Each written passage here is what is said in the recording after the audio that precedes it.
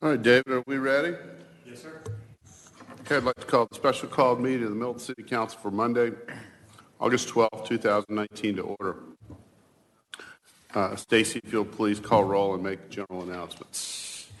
Good evening, Mayor and Council. I'll be happy to call roll for the August 12, 2019 special called meeting. I would like to remind those in attendance to please silence all cell phones at this time. Those attending the meeting who would like to make a public comment, you are required to complete a public comment card prior to speaking on the item. Your comment card must be presented to the City Clerk prior to the agenda item being called. All speakers, please identify yourself by name, address, and organization before beginning your comment. If you're representing an organization, an affidavit is required stating you have the authority to speak on behalf of that organization. Demonstration of any sort within the chamber is prohibited. Please refrain from any applause, cheering, booing, outbursts, or dialogue with any person speaking. Anyone in violation will be asked to leave. As I call roll this evening, please confirm your attendance. Mayor Joe Lockwood. Here. Councilmember Peyton Jameson. Here. Councilmember Matt Coons. Here. Councilmember Joe Longoria. Here. Councilmember Rick Morig. Here. And for the record, Councilmembers Carol Cookerly and Laura Bentley are calling in. Councilmember Cookley, I believe, is on the line, correct, David? Carol, are you still there? Okay. Well, I think we're having some technical issues, so I'm going to we'll leave her into this. we'll keep Okay. keep our ears out for that. We can't hear them. They're on. Okay. For whatever reason, we can't hear them. That's interesting. Okay, both of them are on, for the record. I believe so.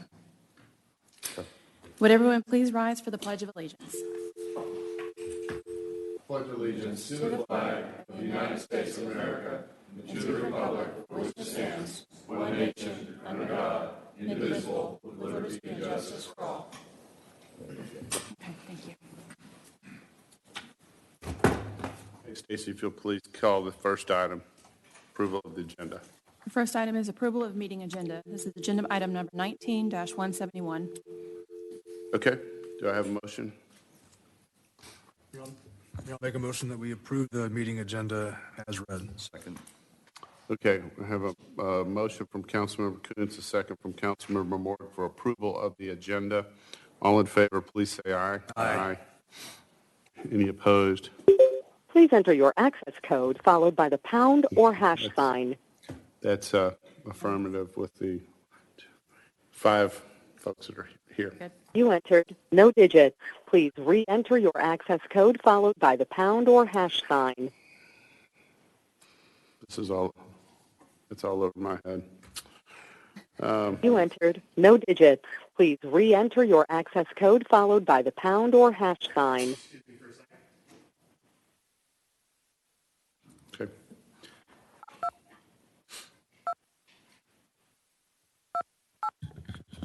Mr. Mayor, just real quick, so who is, Councilmember Cookerly is calling in, Councilmember Cookley and Councilmember Bentley. and both of them are, To enable audio They're out controls, of please town.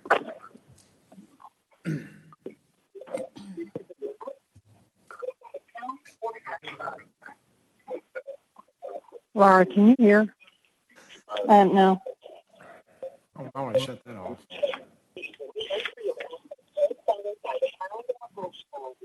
I apologize to those in the audience.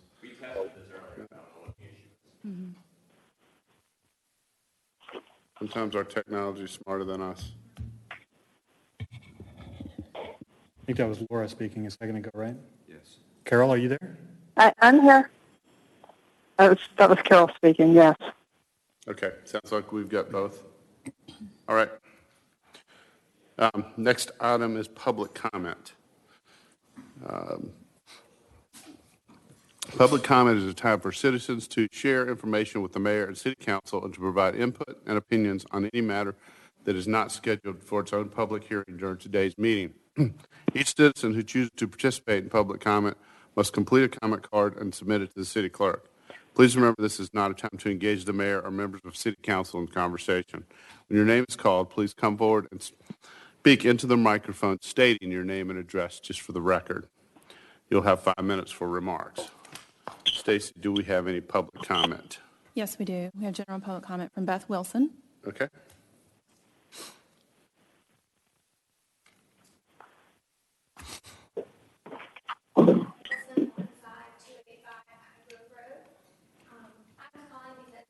To speak today because I was not able to come to a meeting a couple weeks ago where the discussion of the former Milton Country Club was being discussed and plans were moving forward with that.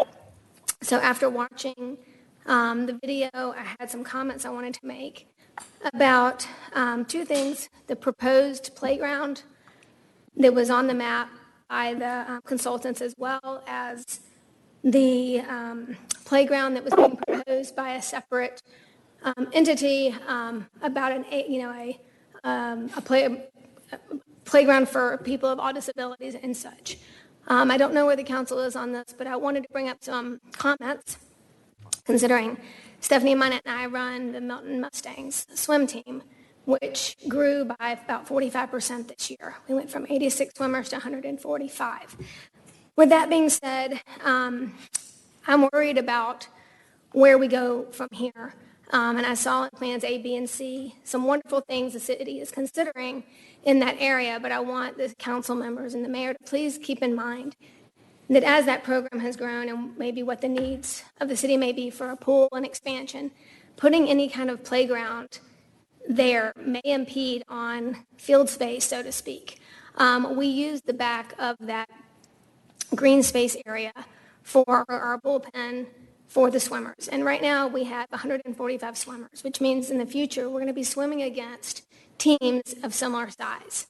In the past, we've put the home team behind that clubhouse and the visitors in the parking lot. Well, as we know, parking is already an issue. So, and a lot of parents don't want their kids in a parking lot, even if it is blocked off. So we would love to put both teams behind there. Putting an adaptive playground or any main structure may impede on that. And I hope, if you are considering that area for that playground, you'll think about the blueprint and is there enough space, for programs that already exist? And who knows, 10 or 20 years down the road, the city might do what Alpharetta does and expand a pool. Instead of having 6 lanes, you have 10 lanes. And I do worry about that. It is a great amenity and it has brought a lot of families together. And I would hate for a different structure to be placed there that may take away from that. I'm also worried about the safety.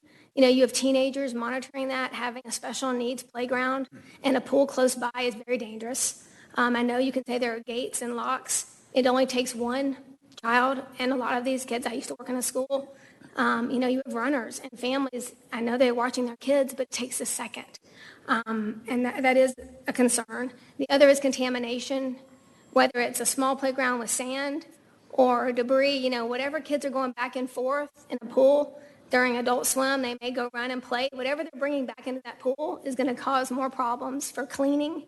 Again, if there's sand, I think there was a volleyball court also being proposed. Kids go play and come back in. I mean, as we know, if you have cats, cat litters, that's what a sand pit is. So I really just want you to be, aware of those things. As I know a lot of you, this isn't your expertise. It hasn't been mine until recently.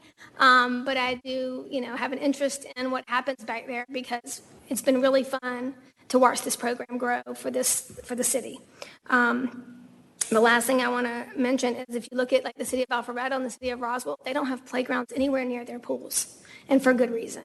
And so I hope you'll consider that when you eventually do come upon what you're going to do with this this area, and just think about that. So thank you for your time. Thank you. Okay, Stacy, if you'd please call the next speaker. There's only one general public comment. okay. I do have a public comment for the next item on the agenda. Okay, then we'll move on to the public hearing if you'll call the item. Okay.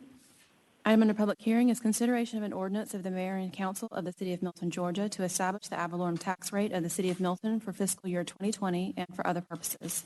First presentation was at the July 22nd, 2019 special called city council meeting. First public hearing was held also at the same meeting. Second public hearing was held on July 22nd, 2019, and later on in the evening. And this is agenda item number 19152. Ms. Bernadette Harville. Good evening, Mayor and Council. Tonight we are here for our third and final public hearing for the property tax millage rate setting for 2019. Before you, we have the agenda for this evening. It's the same as the other two, but I'm just going to go over it for anybody that may not have heard the presentation before. The first thing we'll do is go over some important definitions, followed by the state's requirements for the public hearing and advertising regarding setting a millage rate. Next, we will discuss the millage rate options, and please keep in mind you can improve any millage rate up to the legal cap of 4.731. Following that, I will break down the digest by category and show the taxes that would have been levied at each millage rate, which will be followed up by a discussion on projected revenues for fiscal year 2020. Later this evening, we will have a more in-depth discussion about those revenues during our budget presentation. After that, we will look at some ways property owners can reduce their tax liability and how to calculate a tax bill and the value of your tax dollars to the city. Finally, in closing, we will discuss levels of service under the different millage rate options. Here are some of our important definitions. First, we have a mill. A mill is $1 per $1,000 of assessed property value, or 0.001 times your assessed value. Your fair market value is an estimate of your market value of property as determined by the Fulton County Board of Assessors. This may be different than another value you've seen elsewhere. Your assessed or taxable value is that 40% of that fair market value, and your property taxes are calculated by multiplying the millage rate by the assessed or taxable value and adjusted for any exemptions. Then we have our rollback rate. The rollback rate is the previous year's millage rate minus the millage equivalent to the net assessed value added by reassessment. So that's kind of taking the inflation out of the millage rate. Lastly, we have our millage equivalent. That's the equation where the reassessment of existing real property is divided by the current year's net digest and then multiplied by the prior year's millage rate. I know those are lengthy definitions, so I have a few examples later to do the math to show you what these mean. So here we are this evening at our third and final public hearing. And anytime there's an increase beyond the computed rollback rate we just spoke about, that requires there to be 3 public hearings for the any citizens and residents to have some public input. Here are the advertisements you may have seen in the newspaper or on the city's website. We are required by law to put those in the paper. And this is a snippet of the computation of the rollback rate that we have, and just goes to show that while the reassessment of existing real property is down this year as compared to last year,